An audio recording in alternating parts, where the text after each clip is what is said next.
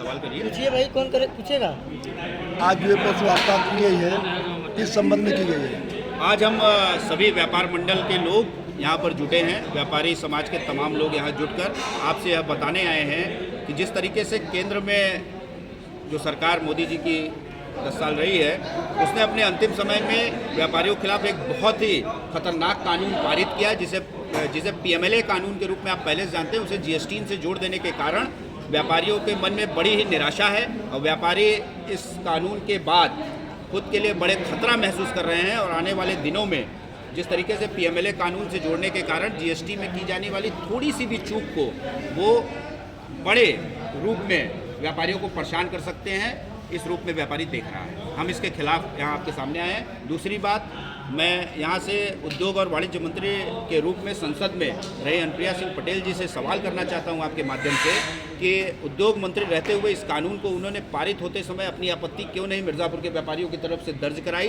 दूसरी चीज़, यहाँ पर जो तमाम उद्योग हैं, चाहे वो पीतल व्यवसाय हो, चाहे कारपेट का व्यवसाय हो, चाहे पाटरी का उद्योग हो, चाहे वह कास्ट का उद्योग है, या तमाम उद्योग हैं जहाँ पर अब मृतप्राय हो चुके हैं, उनके उद्योग मंत्री रहते वो क्यों नहीं पनप पाए?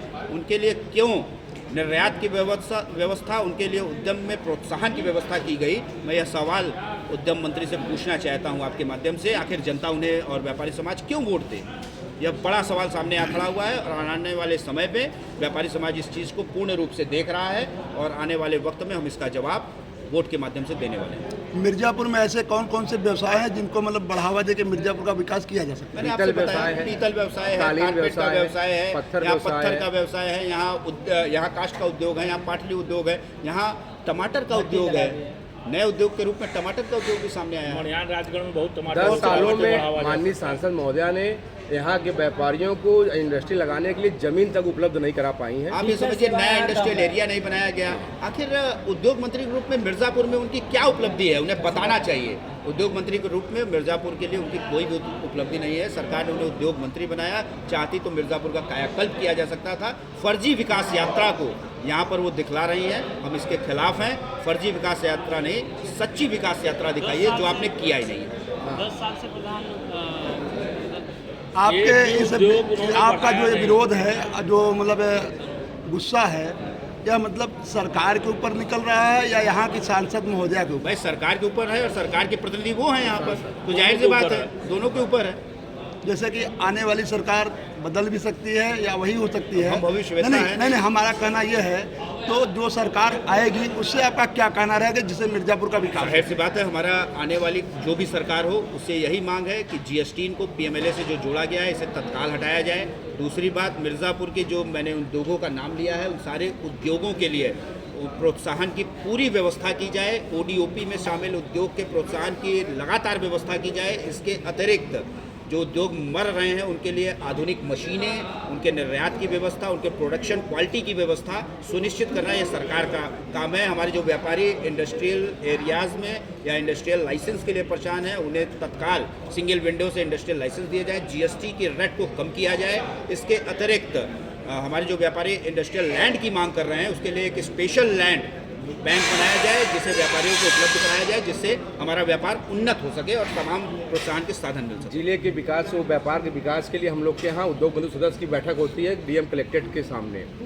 10 साल का इतिहास है, कभी भी सांसद महोदया ने उस बैठक में अपनी उपस्थिति दर्ज नहीं कराई है और कभी व्यापारिक संगठन के लोगों के साथ बैठ के व्यापार को कैसे बढ़ाया जा सकता है, व्यापार को कैसे आगे ले जा सकता है, उन्होंने कभी भी 10 साल में अपने कार्यकाल में व्यापारी नेताओं के साथ बैठक नहीं किया है।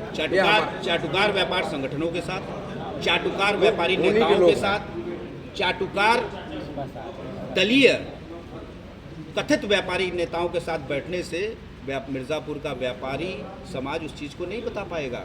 उनको बैठना चाहिए उचित रूप से सारे व्यापार मंडलों के साथ, जो व्यापारी उस व्यापार से में संलिप्त हैं, उनके बीच में जाकर उनसे जानकारी इकट्ठा लेनी चाहिए कि आखिर क्या परेशानी है, इसको हम कैसे दूर कर सकते हैं। तो कभी ऐसा प्रयास उन्होंने नहीं किया। जैसे भारी बंधुआ वोटर समझने की गलती जो उन्होंने की है, उसकी सजा इस बार मिलने वाली है। भारी उद्योग मंत्री है वो, एक ही उद्योग यहाँ उन्होंने लगाया और उसके बाद जो उद्योग था उसको बंद कराने का भी काम इन्होंने किया।